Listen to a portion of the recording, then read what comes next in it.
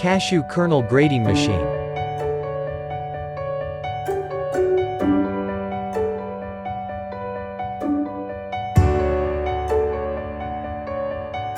Description: Cashew kernel sorting machine is used to classify the size of whole cashew kernels such as W240, W320, W450, Ws.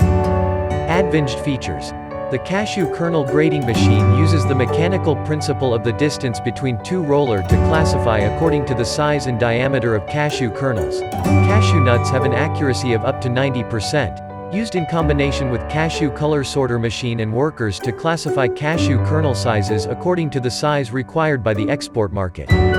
Whole frame of cashew kernel grading machine made of stainless steel 304 ensure food safety, bearing, motor and electric components parts is imported from Japan, Taiwan or China achieved CE standard. The cashew kernel grading machine is equipped with a central electrical box that easily controls and operates with two-mode manual modes and automatic modes from feeding to different kernel sizes. Easy operate is change the distance between the axes of the machine to change the size of the cashew kernel as W240, W320, W450, Ws.